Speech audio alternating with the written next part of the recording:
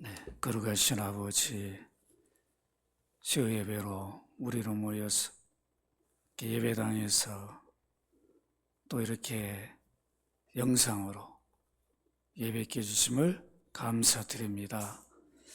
오늘도 우리가 예배에 참여하여 찬송하고 경배하는 것은 하나님의 아들 예수 그리스도의 공로임을 고백합니다. 그 십자가의 구속의 은혜로 우리가 구원받았기에 이렇게 우리가 그 은혜를 갚을 길 없어 이 저녁에도 그 은혜를 생각하며 찬송으로 경배합니다. 모든 영광을 받아 주옵소서. 오늘도 우리가 우리 자신들을 돌아보면 많은 허물과 죄가 있음을 고백합니다.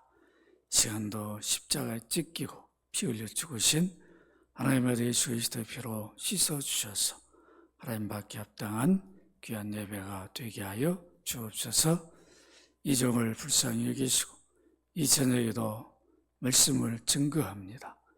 성령님, 전한 자나 듣는 자가 말씀을 깊이 이해하도록 인도하시고 감화감동하여 주옵소서. 주 예수 그리스도 이름으로 기도합나이다. 아멘.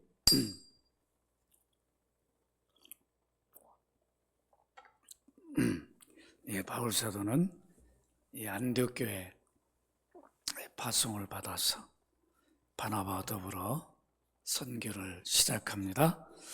사도행전 13장 1절로 14장 28절까지를 1차 선교 여행이다. 그 선교 여행 기간을 기록해서 전해주고 있습니다. 우리 방금 2절을 읽었는데 지금 바울이 어디에 가 있는가? 바나바와 더불어서 비시디아 안디옥 회당에 들어갔어요. 바울이 선교지에 도착하면 가장 먼저 가는 곳이 회당이었어요. 제가 여러 차례 말씀을 드렸는데 왜 회당에 갔는가? 본래 바울을 부활하신 주님이 다메섹에서 만나서 사도로 부르실 때는 이방인들에게 너는 복음을 전한 자가 되라, 그 사명으로 불러주셨는데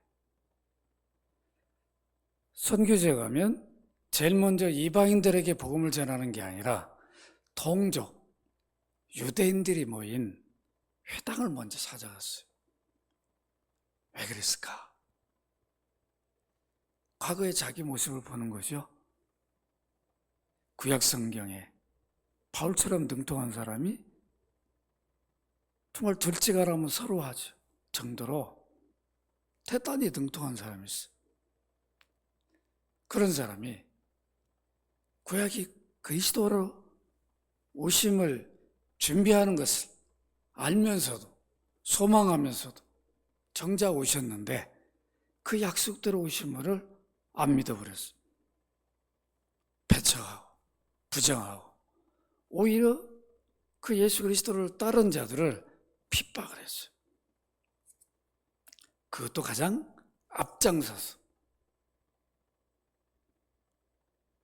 유대인 어느 누구보다 특히 바리새파잖아요. 철저하게 율법주의죠. 그런 사람 흠이 없을 정도. 누가 봐도 이야, 저 사울은 율법으로 흠이 없어. 사실 왜 흠이 없겠어요? 우리 사람은 속을 못 봐요. 그러죠? 10길 물속은 알아도 한 길 사람 속은 모른다 그러잖아요. 한 길도 안 되잖아요. 사람 속을 유일하게 아신 분은 하나님밖에 없어요. 우리를 지으신 분. 우리는 지금 우리 머릿속에 무슨 생각하고 있는지 몰라요. 상대방 전혀 몰라. 하나님 말 안 해줘도 알아. 그죠? 그래서 이 위격이 하나님 간의 이 존재 방식에 우리 차이가 있다면 우리는 알려줘도 잘 몰라. 알려줘도 듣다가 잊어버리면 그대로 못 전해요. 그래서 자꾸 가감을 하죠. 어떤 사람은 이 말을 들은 것 같은데 생각이 잘 안 나면 가서 그냥 자기 말을 적당히 붙여가지고 그러다가 그냥 문제가 발생하죠. 근데 하나님은 우리가 무슨 말을 하려는지 다 알아버린다.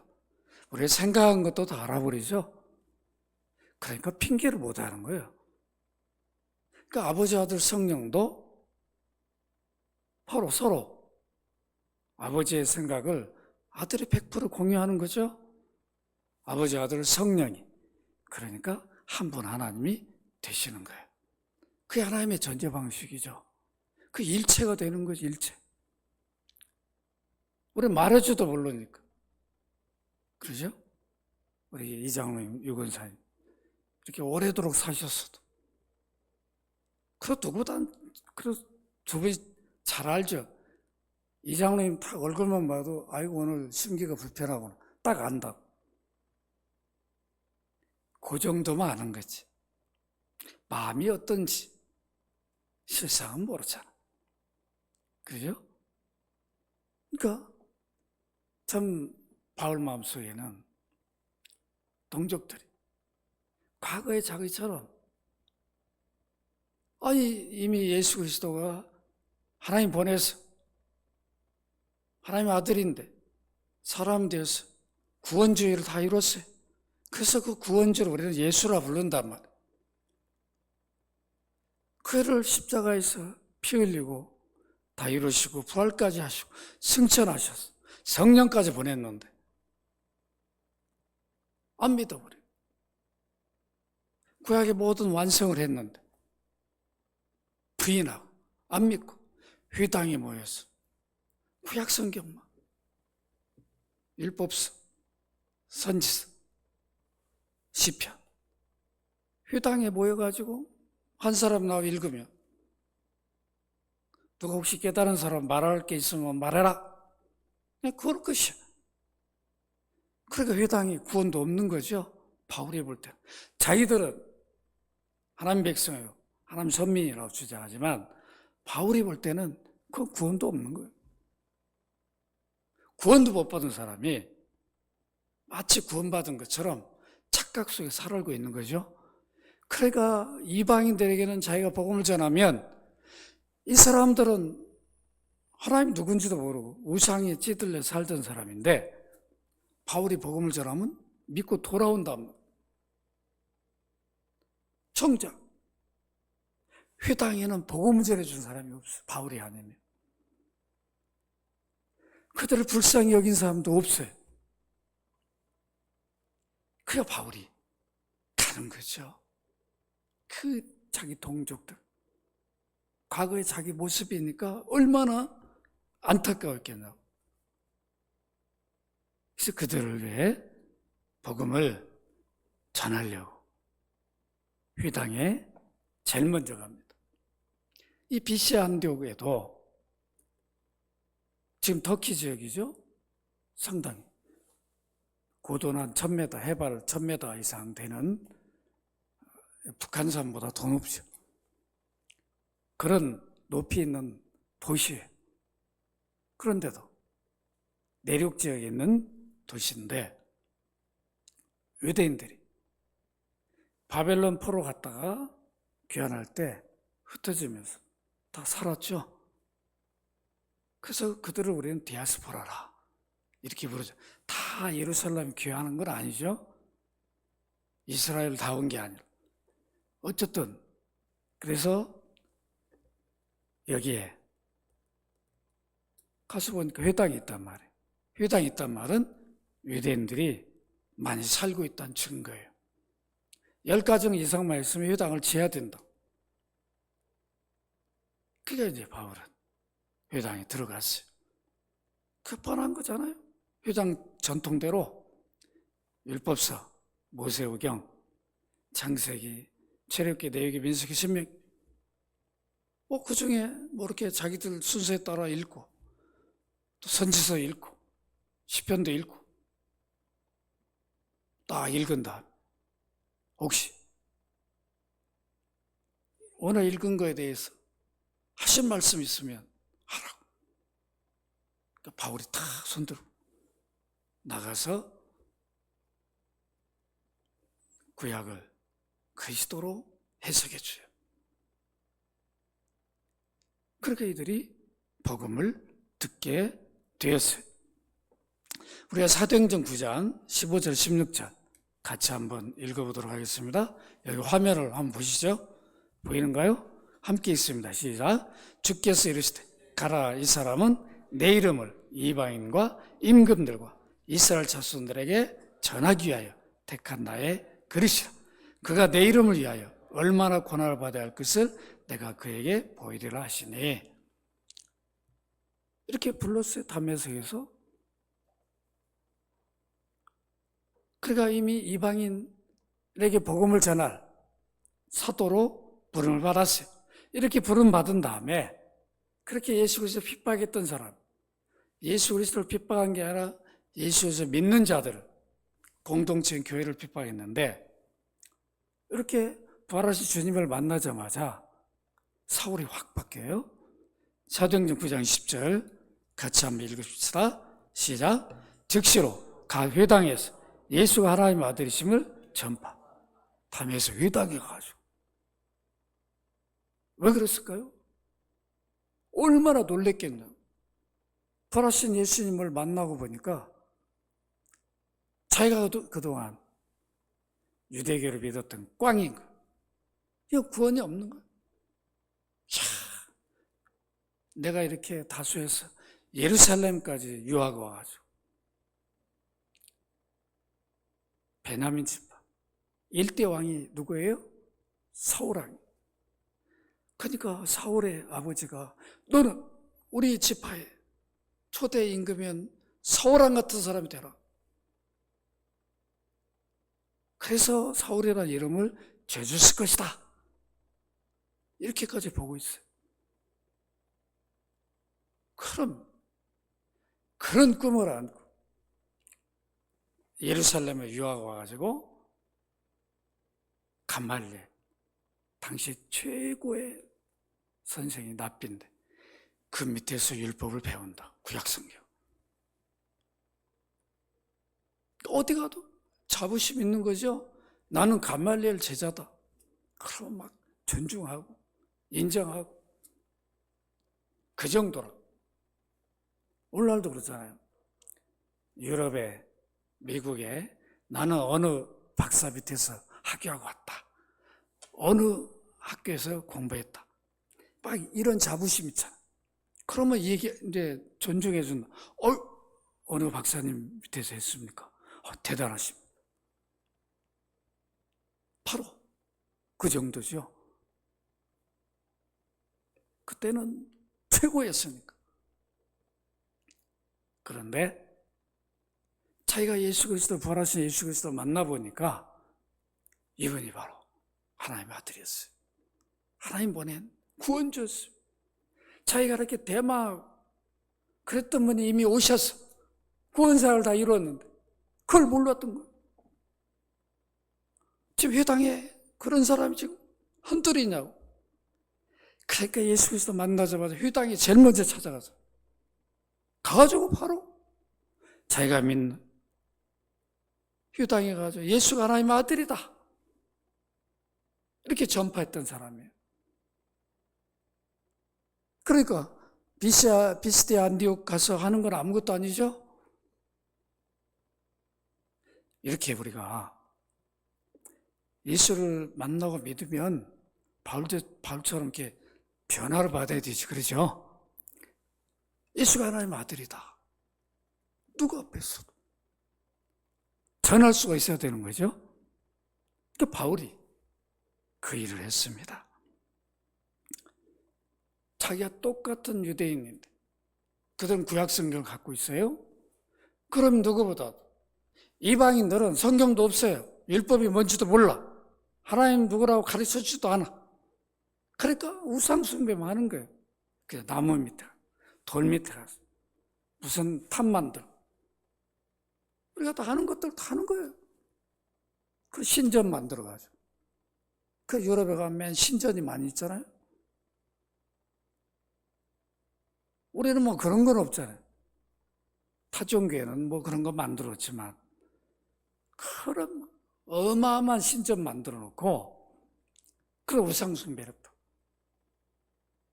그게 신이라 그런 안타까움, 그런 이방인들에게 복음을 전하지 않는 것. 그들은 아무것도 모르니까 안타까운 거죠. 아니 구약 성경을 갖고 있으면서 제사도 드리고 아브라함, 이삭, 야곱이 다 자기 조상이었고 그 언약 가운데 하나님의 아들을 보내서 구원자가 오셨는데 그가 그리스도인데 그걸 모르고 있는 거예요. 그가 회당에 가서 복음을 전할 수밖에 없었습니다. 그래서 로마서 9장 3절 5절 같이 한번 읽어보십시다. 시작.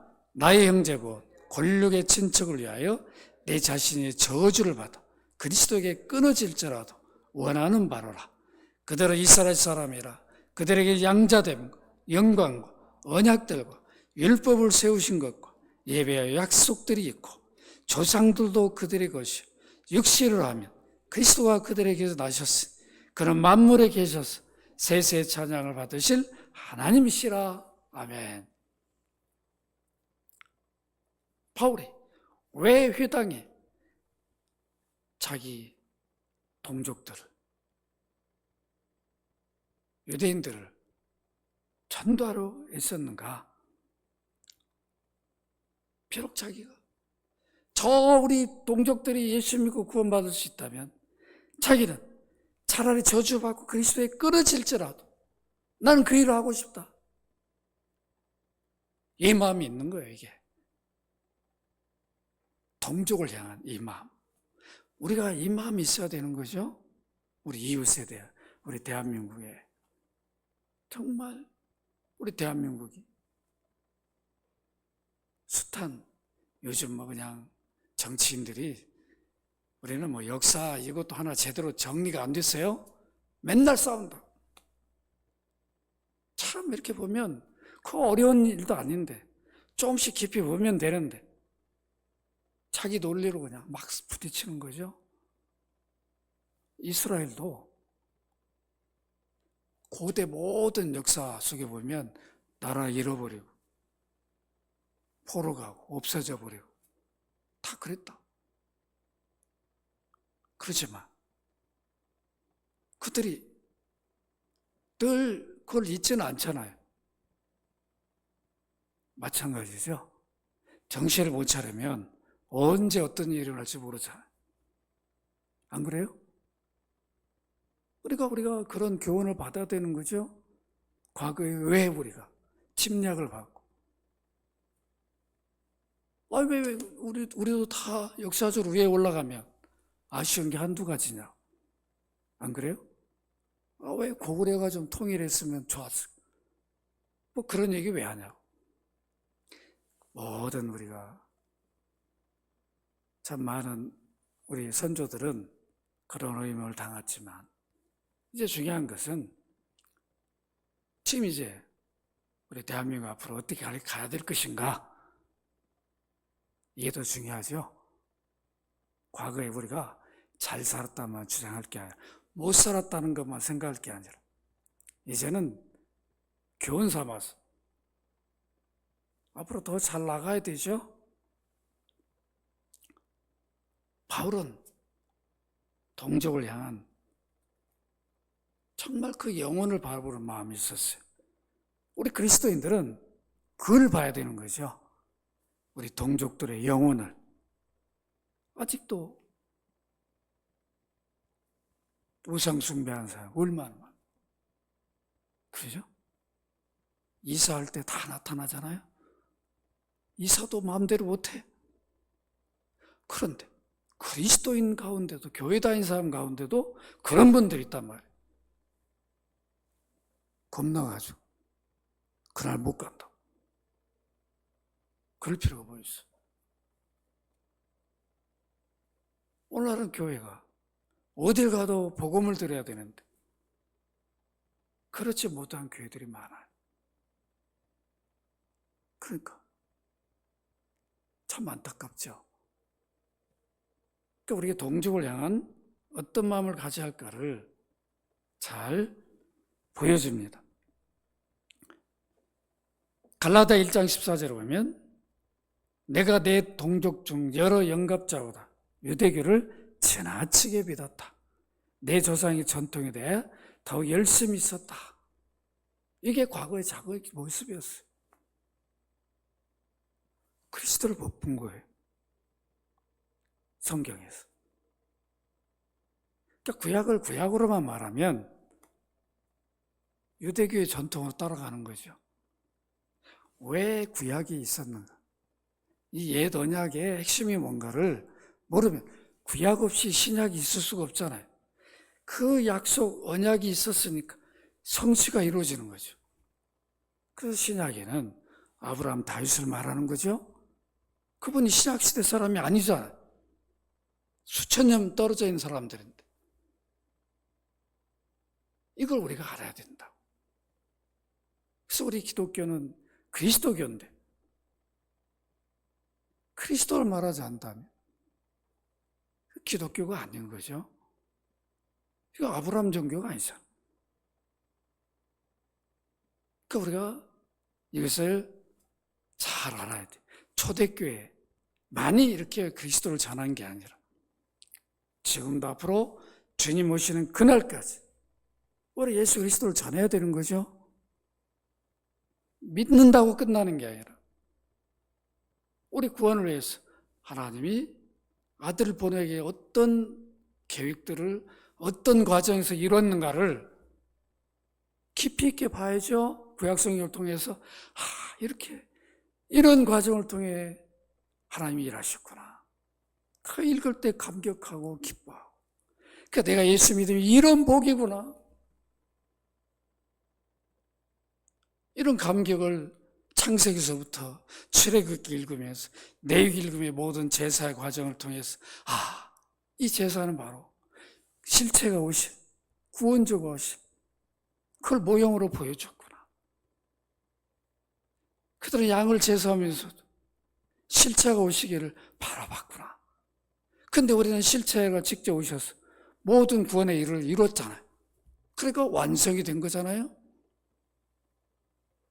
그런데 지금도 구약을 갖다가 구약의 모든 절기를 얘기하면서 성막을 얘기하면서 그건 다 모형이죠.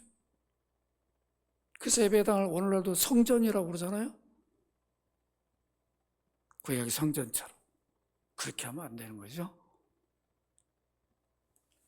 이제 그리스도의 공동체가 뭐예요?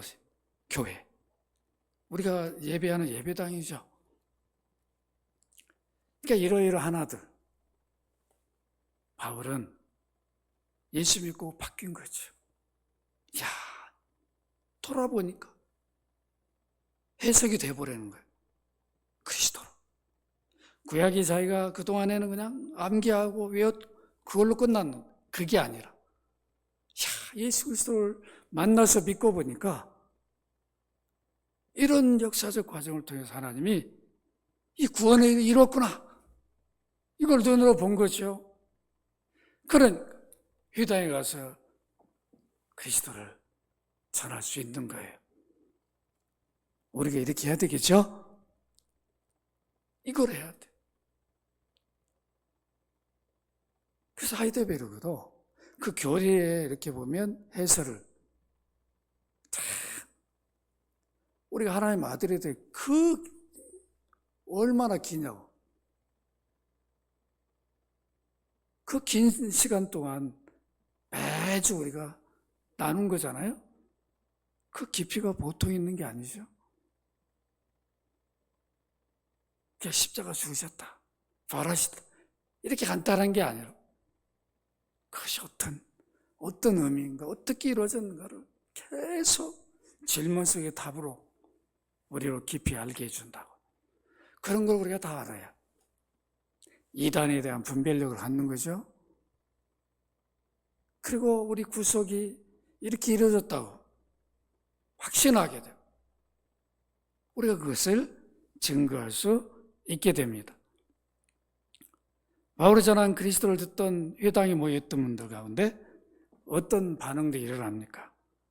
오늘 사도행전 13장 42절 같이 한번 읽어볼까요? 시작. 그들이 나갈새 사람들이 청하되 다음 안식일에도 이 말씀을 하라. 한번 들었는데 귀가 번쩍 열린 거예요. 이거 처음 들어본 얘기잖아. 그리스도에 대해서. 다음 안식일에도 좀 와서 전해주면 안 되겠습니까? 그렇게 요청을 합니다. 이런 반응을 해야 되는 거죠. 우리가 전도를 하면 사람들을 듣기를 원해야 된다고. 그 정도로 우리가 풍성하게 전할 수 있어야 돼요. 예수 믿으세요. 그러니까 당신이나 잘 믿어. 그냥 딱 그게 아니라 역사적으로 예수님이 어떤 분인가 다 비교해. 세계 역사를 비교하면서 이렇게 해보시라. 고구려 소설이 망대. 우리는 불교를 받아들였는데 370년. 서양은 바로 니케아 여기에서 315년에 삼일체가 세워져. 한번 비교해보라. 얼마나 이 차이가 큰가. 하나님 섬기는 예수 그리스도 믿는 나라와 그렇지 않는 나라. 그죠? 우리 조선시대에 유교가 들어왔잖아요. 한번 비교해보라. 우리 조선시대에 서양은 어떤 차이가 있는가? 그것과 고대 모든 우리 성경에 나타난 그거 한번 비교해보라. 엄청난 차이죠. 그러니까 우리가 정말 예수 믿은 게 복인 거예요. 누구 앞에서도 자신 있게 말할 수 있어야 되잖아요. 그죠? 자신 있게 말할 수 있어야 돼. 그 정도로 우리가 준비가 되어 있어야 됩니다. 늘 성경 읽으면서 이게 이 뜻이었구나. 막 감격하고 이제 밤인지 낮인지도 모르게 막 읽어야 돼요. 또 표시도 하고 또 이게 뒤에 있었는데 앞에 하고 어떻게 연결됐구나. 막 찾으면서 그러다 보면 시간 가는 줄 모르는 거죠. 우리가 그렇게 돼야 되겠죠? 그리스도인들이. 이단들은 구원도 없는데 너무 세뇌교육을 시키니까 달달달 하잖아요. 우리는 구원의 종교인데 왜 그렇게 못하냐 말. 그런데도 배우려 하지도 않아. 그러니까 참 안타깝죠. 세상 교육은 돈도 가서 쓰면서 배워요. 과외도 하고 어디 그냥 쪽집게 있다고 막 그 많은 비용 줘서 막 보내고 영혼을 향한 일들은 너무도 우리가 무관심한 거죠. 물어보고 배우고 막 이래야 되는. 그냥 뭔가 좀 의문나고 그러면 물어보면 되는데 그냥 가지고 그냥 있다가 뭐 그런가 보지 하고 지나가 버리면 안 된다. 항상 물어봐야 되는 거죠. 그래서 내 안에 어떤 의문이 해소될 때 믿음이 더 성장이 가는 거죠. 거기 딱 머물러 있으면 그 의문 때문에 안 된다. 그것이 풀려져야 올라간다고. 바울은 이렇게 회당에 가서 구약을 그리스도로 해석해 주니까 변화가 일어납니다. 그들의 요청을 이제 받게 됩니다. 여러분 43절 같이 한번 읽어볼까요? 43절 시작. 회당의 모임이 끝난 후에 유대인과 유대교에 입교한 경건한 사람들이 많이 바울과 바나바를 따르니 두 사도가 더불어 말하고 항상 하나님 은혜 가운데 있으라 권하니라. 회당에서 반응도 일어난 거예요. 예수 그리스도를 전해주니까 놀라운 변화들이 일어났어요. 모임이 끝난 후에 유대인과 유대교에 입교한 경건한 사람들, 이웃을 유대인들과 이웃 삼아서 살다 보니까 저 유대인들이 굉장히 율법주의니까 겉으로 보면 경건하잖아. 우리도 좀 당신들처럼 경건하게 좀 살고 싶다. 그럼 너희도 회당에 와라. 회당에 가면 배운다. 율법을 배운다. 그래서 할례도 가르치고 할례도 해주고 이렇게 해서 온 사람들은 바울로부터 복음을 들으니까 귀가 확 열린 거죠. 놀라운 일이죠. 이제 바울과 바나바가 어떤 권면을 합니까? 항상 하나님 은혜 가운데 있으라. 왜 이 말하는? 앞으로 이제 위당에서 복음을 받은 자와 거부한 자, 분명한 이 두 부류가 나타난단 말이에요. 그럴 때 바울이 전한 복음을 받는 자들은 이들 때문에 거부한 자들에게 어떤 어려움을 당할지 몰라요. 그러니까 너희들이 이미 하나님 은혜를 오늘 받은 거다. 바울이 가서 복음을 전할 때 들을 수 있다는 게 하나님 은혜죠. 그 오늘 들은 복음에 너희들이 어떤 핍박이 있고 어떤 어려움이 있어도 그 은혜에 늘 머물러 있어라. 이 권면을 한 거죠. 이제 회당에서 그리스도의 복음을 접한 그들이 다음 안식일에 다시 와주시오. 그래서 어떻게 합니까? 사도행전 13장 44절 같이 한번 읽어볼까요? 시작. 그 다음 안식일은 온 시민이 거의 다 하나님 말씀을 듣고자 하여 모이니. 온 시민이 왔다고 그래요. 놀랍죠? 회당 아마 생긴 일에 처음 있을 거라. 왜 그랬을까요? 아니 유대인 회당에 속한 유대인들이 바울로부터 복음을 듣고 이거 놀라운 일. 한 번도 들어본 적이 없는데 우리 구원주가 이미 하나님이 약속한 구원주가 오셨대. 그분이 하나님의 아들이고 예수 그리스도 십자가에 죽으신 분이 이미 약속된 오신 분이었대. 이렇게 이제 말했을 거 아니에요. 이방인들도 바울의 복음을 듣고 자기 친인척들, 친구들, 이웃들에게 그 말을 했을 거라고. 그러니까 얼마나 궁금했겠냐고. 이들이 안식일 돼가지고 회당에 다 모인 거예요. 놀라운 일이죠. 하나님 말씀을 듣고자 회당에 가면 하나님 말씀을 전하니까 우리 가서 한번 들어보자. 다 모였어요. 놀라운 일입니다. 이때 어떤 일이 일어납니까? 사도행전 13장 45절 우리 같이 한번 읽읍시다. 시작. 유대인들이 그 무리를 보고 시기가 가득하여 바울이 말한 것을 반박하고 비방했다. 이렇게 유대인들, 여기 유대인들은 뭐냐면 바울이 복음을 전할 때 거부한 사람, 부인한 사람들이죠. 이 사람들을 보니까 다음 안식일 날 어마어마한 무리들이 온 거예요. 깜짝 놀란 거예요. 이거 큰일 났구나. 우리 이제 회당 문 닫게 생겼구나. 그러니까 어떻게 해야 돼요? 시기하게 된 거죠. 자기들 가서 전도도 못하는데. 아니 외부 사람이 하나 와가지고 예수 그리스도 좀 말했다고 시에 있는 이런 사람들이 다 몰려오니까 얼마나 놀랐겠나요? 시기가 안 일어났겠어요? 자연히 일어난 거죠. 그러니까 어떻게 돼요?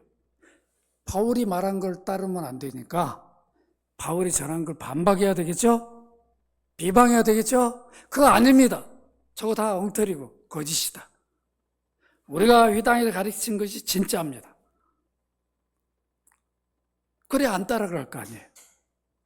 이단들이 그런 일 하죠. 교회가 다 가짜다. 그래야 안 갈 거 아니에요?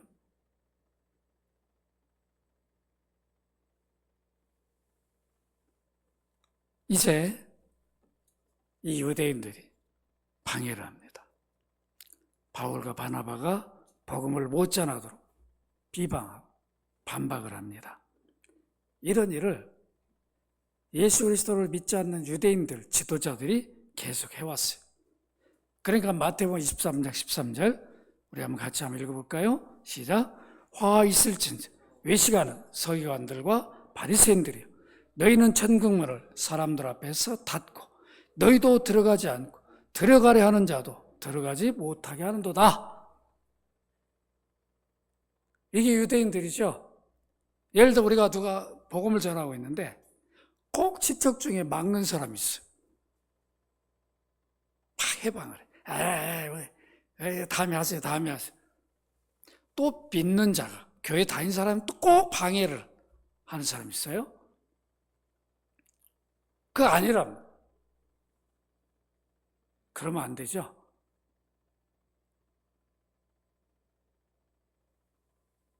이렇게 유대인들이 예수를 안 믿으니까 자기가 하는 게 맞는 거죠. 근데 바울이 볼 때는 예수 믿으니까 전에 자기가 했던 것은 아무것도 아니라 구원도 못 주는데 영생을 못 주는 거예요. 하나님 자녀가 안 되는 거예요. 그런데 유대교를 철저히 믿고 따른 사람들은 바울이 전한 것을 못 자라게 막는다. 그러면 못 자라게 막으니까 결국은 뭐예요? 천국 백성이 못 되게 하는 거죠. 자기도 안 믿으니까 못 들어가고 지금 들어서 구원받을 수 있는 사람은 못 듣게 하니까 그들도 못 들어가게 막는 거죠. 오늘날 이런 일을 하는 사람이 있어요. 제가 이렇게 친구 몇 사람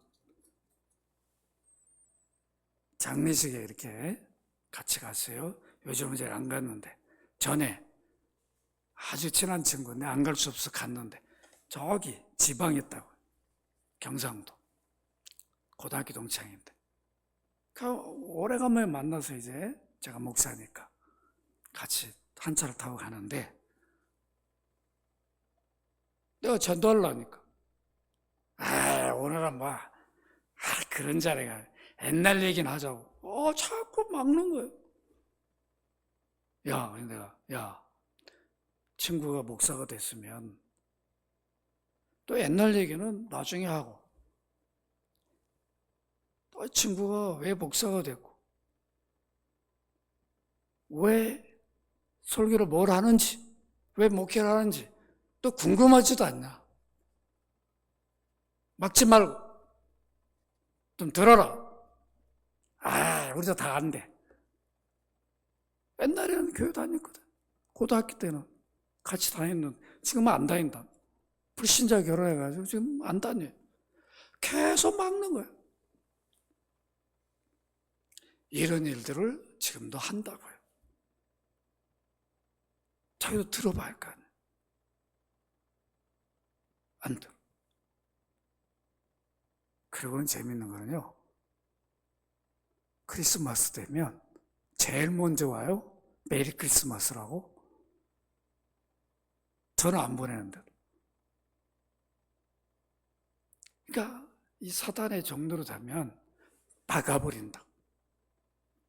복음이 못 들려지게. 그럴 때는 그 막는 것을 끝까지 이겨내야 돼요. 사단이 이거 막는구나. 져버리면 안 돼요. 딱 제압을 해버려야 돼. 너 가만히 있어. 너 그러면 나 안 간다. 나 내리겠다. 너희들끼리 가라. 딱 그냥 바꿔버려야 돼. 거기에 복음을 전할 기회인데 놓쳐버리면 안 되는 거죠. 언제 또 만날 수 있냐고. 그 귀중한 시간에 같이 몇 시간을 타고 가는데 이 좋은 시간이 어디 있냐 말이에요. 그걸 놓치면 돼요. 하나님 기회를 주셨는데. 바울이 하나님이 회당에 가도록 했는데 이렇게 비방하고 막는 이런 일을 하는 사람이 있단 말이에요. 이들은 다 사단의 종노를 하고 있는 자들입니다. 이런 방해에도 불구하고 바울은 두려워하지 않습니다. 사도행전 13장 46절 같이 한번 읽습니다. 시작. 바울과 바나바가 담대히 말하여 이르되 하나님 말씀을 마땅히 먼저 너에게 전할 것이로되 너희가 그것을 버리고 영생 얻기에 합당하지 않는 자로 자처하기로 우리가 이방인에게로 향하노라. 이게 무슨 말이에요? 그들이 방해를 하니까 알았습니다. 죄송합니다. 하고 꼬리 내리고 나오는 게 아니라 우리가 그리스도의 복음을 마땅히 먼저 너희에게 전하는 이유가 뭐였냐? 동족을 사랑하는 마음. 너희들이 지금 껍데기 붙들고 이미 실체가 오셨는데 약속만 붙들고 실체가 왔는데 실체를 안 믿는 거예요. 그럼 이 약속은 잘못된 거잖아요. 아무 의미가 없는 거잖아요. 약속대로 뭔가 줬으면 준 걸 믿어야 되잖아요. 이걸 안 믿어버리면 이 약속은 뭐가 되는 거예요? 약속을 믿는 게 아니잖아요. 거기에 지금 빠져 있음에도 불구하고 그들이 안타까워서 실체가 오셨으면 구원주로 오셨으면 약속대로 오셨다는 걸 분명히 전해주는데 그걸 듣지 못하도록 막으니까 너희가 그것을 버리고 영생을 얻기에 합당하지 않는 자로 자처하니 너희들도 구원의 복음을 그리스도를 들려줬으니까 믿으면 구원을 얻고 영생을 얻는데 너희들이 부정하고 거부하니까 스스로 영생을 얻기를 포기해버리는 거죠. 난 필요 없다라고 자처해버린 거예요. 그래서 이제는 우리가 이방인에게로 향하노라. 그래서 먼저 항상 동족에게 회당에 가서 복음을 먼저 전하고 그 다음에 이방인들에게 복음을 전하는 이게 바울의 선교 전략이었습니다. 이제 바울은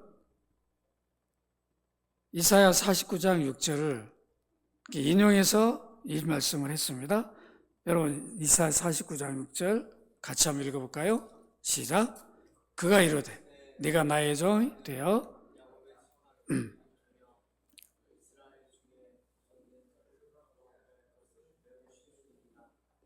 내가 또 너를 이방의 빛으로 삼아 나의 구원을 베풀어 땅끝까지 이르게 하리라.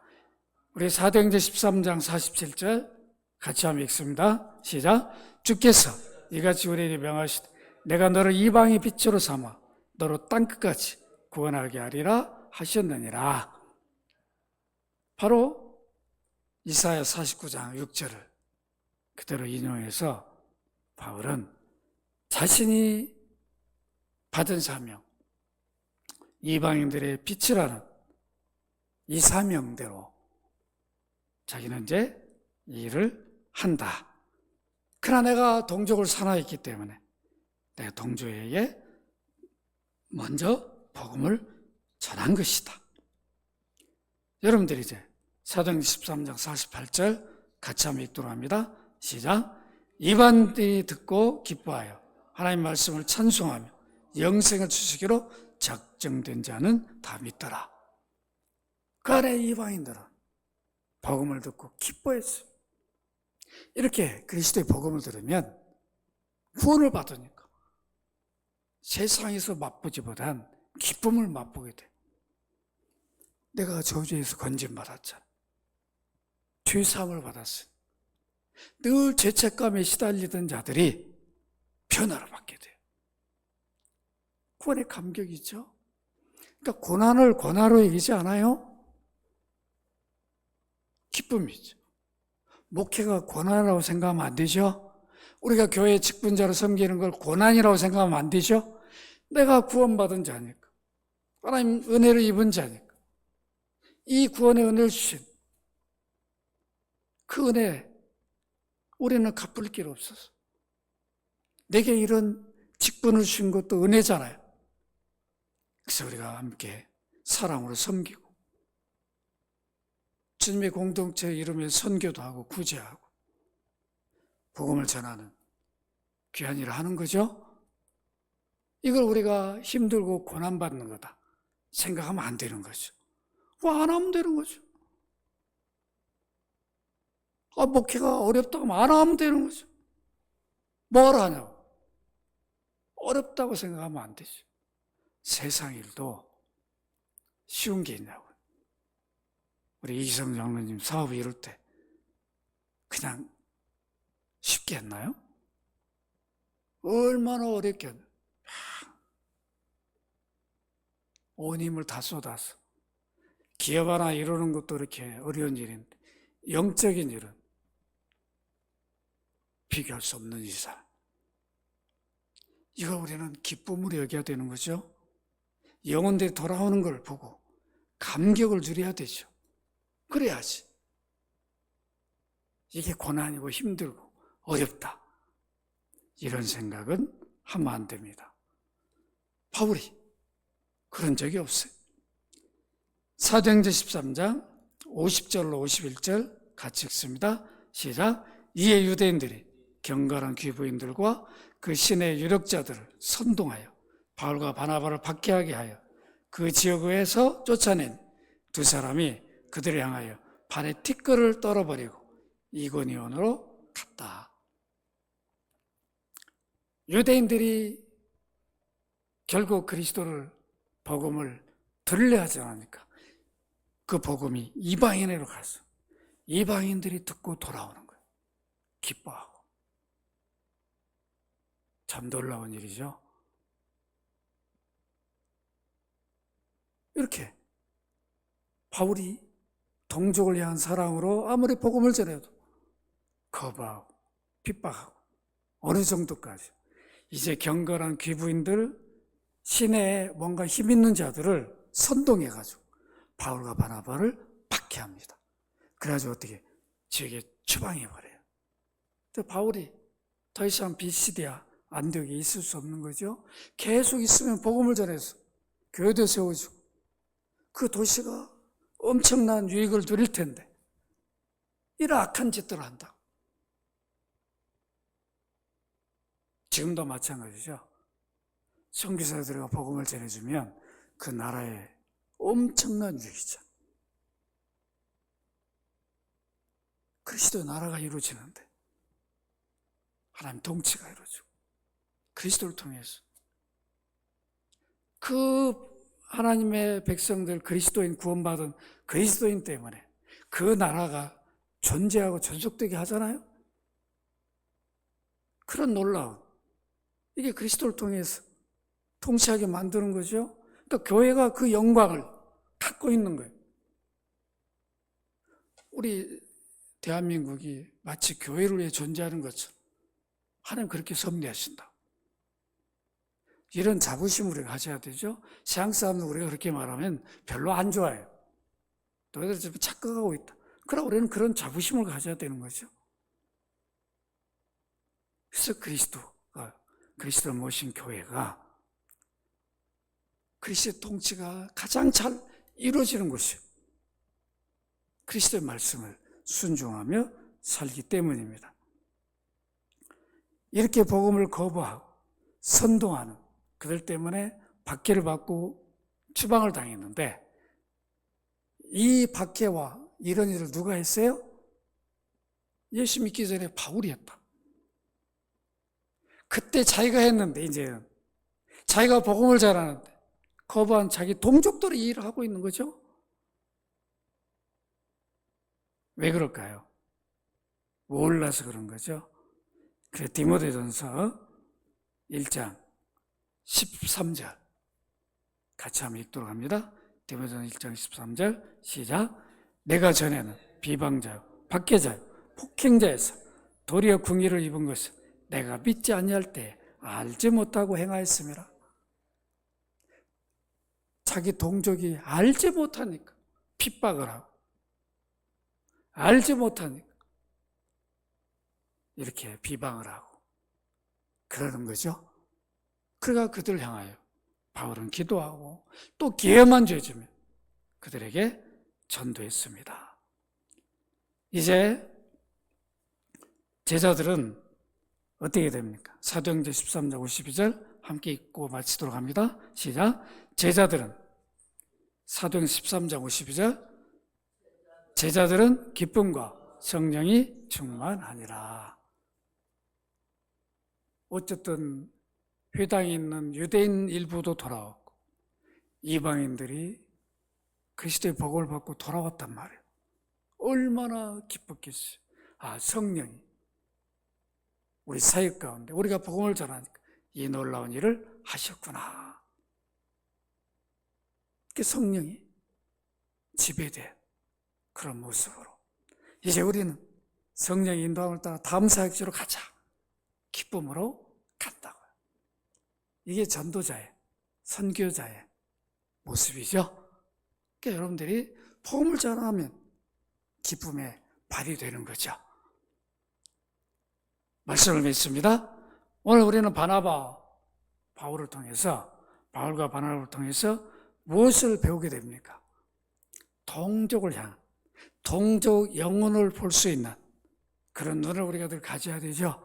우리 이웃, 내가 만나는 사람, 그리스도가 있는가 없는가, 그리스도가 진정으로 있는가, 그 속에 그걸 우리가 보고 정말 믿는 자인지 안 믿는 자 몇 마디 던져보면 알잖아요. 그 영혼을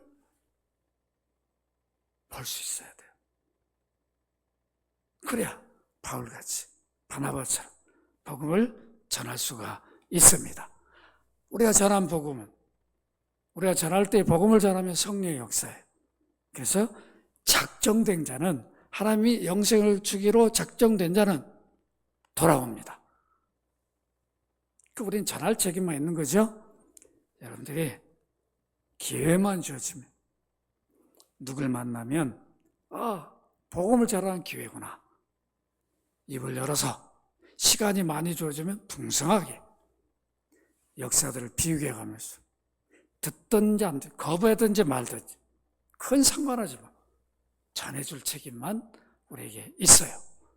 귀한 사명 감당하기를 주의 이름으로 축원합니다. 그러가신 아버지, 바울과 바나바처럼 동족 회당에서 껍데기 붙들고 이미 하나님이 아들을 보내서 구원의 일을 다 이뤘음에도 그걸 모르고 부정하고 믿지 못하고 살아가는 그 영혼을 바라본 것처럼 오늘 우리들도 우리 이웃들이 여전히 이렇게 하나님의 아들을 보내서 구원 역사를 다 이룬 것이 구약 신약에 다 기록되어 있고 많은 기독교 역사들을 접하면서 또한 성탄절을 부활절을 지내면서도 여전히 부정하고 부인하고 믿지 않는 일들이 이루어지고 있습니다. 그 영혼들을 바라볼 수 있는 저희들 되게 하여 주옵시고 어떤 계기, 기회가 주어지면 반드시 바울과 바나바처럼 예수 그리스도를 전해주는 저희들 되게 하여 주옵소서. 오늘도 예배에 참여하여 말씀을 들은 저들을 복되게 하시고 건강케 해주시고 저들을 복음의 도구로 사용하여 주옵소서. 돌아간 발걸음을 인도하여 주옵소서. 주 예수 그리스도의 이름으로 기도합나이다. 아멘. 주 예수 그리스도의 이름으로 아버지 하나님의 사랑과 성령의 교통하심 바울과 바나바처럼 동족 영혼을 바라보고 복음을 증거했던 것처럼 그 도전을 받고 영혼을 바라보며 그리스도를 증거하기를 소원하는 귀한 머리 쓴 주의 백성들, 가정의 자녀들, 산업일대에 함께하여 주시기를 간절히 축원하옵나이다. 아멘.